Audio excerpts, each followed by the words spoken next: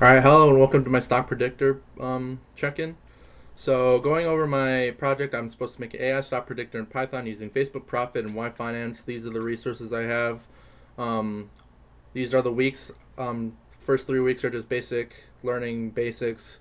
Then we're finally implementing the logic and then plotting that.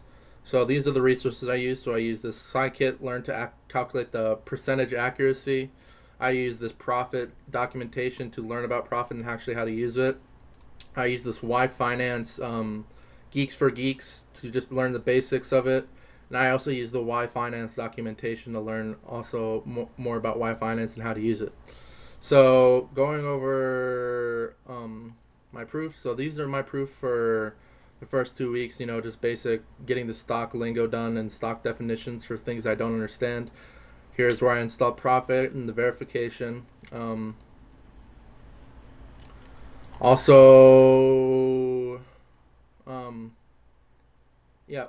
And then for my goal for this week was to make it more accurate. So I turned on yearly and weekly seasonality and turned off daily seasonality because in many cases, especially for stock prices, daily seasonality might not be as relevant since I'm dealing with long-term trends like months and years. The stock market doesn't always show consistent patterns within a single day, especially looking at the closing price. So once I did this, it actually increased the accuracy, and then I added an accuracy percentage line to see how accurate it is numerically, and then I accounted for the inflation rate for the past 10 years using a base rate of 2%, and this actually increased the accuracy as well.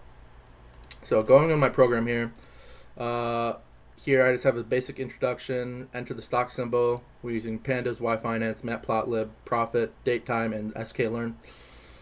So we're grading the user, asking them for the company, asking how many years they want to predict. So if they choose 3 years, it goes from 2022 to 2025.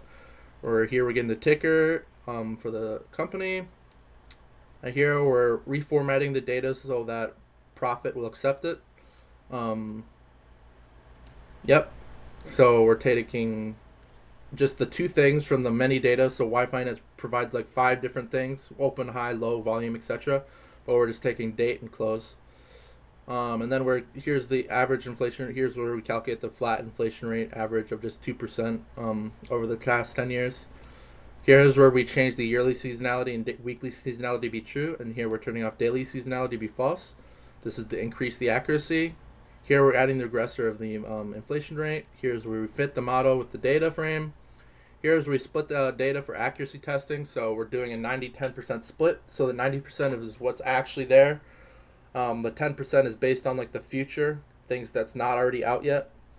Here we're creating the future timestamps for the same number of days as the test set. This is necessary for Prophet to make the predictions. Here is where we calculate the inflation rate for the data. Here's where we forecast, where we train the model to analyze the past trends. Here's where we extract the predictions. So this is what's actually predicted. This is what the model predicts, and this is the data that the model predicts, and this is the data that is actually there with Yfinance.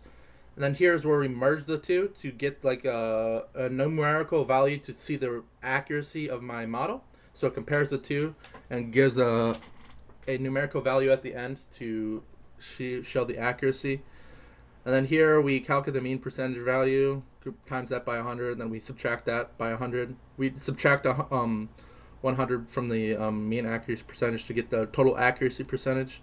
And then here is where we just plot it, and here is just the output to the command line just to show you how accurate it is. So once I run it, asks you to predict it. So in this example, we're going to be using Apple, and their symbol is AAPL. Here's where we enter the stock price. So we're going to choose 5 years, as that usually makes it more accurate since it's working with more data. And then here's an example of the things that Yfinance gives, as I said earlier, with like the date, open, high, low, close, and volume. But in this example, we're only taking the date and the low. And then the accuracy for this example was 96.56%, which is what I would consider pretty effective. So, let's just make this more accurate for you. So this is the graph that shows how accurate the thing is. So numerically based on the graph, this is 96.56% accurate, which I would consider pretty good. So the black dots are what Yfinance actually predicts. So this is the actual historical data, are the black dots. So the black dots are the actual historical data. The blue line is what my model predicts. So as you can tell, it's pretty pretty accurate. It's able to follow it pretty well.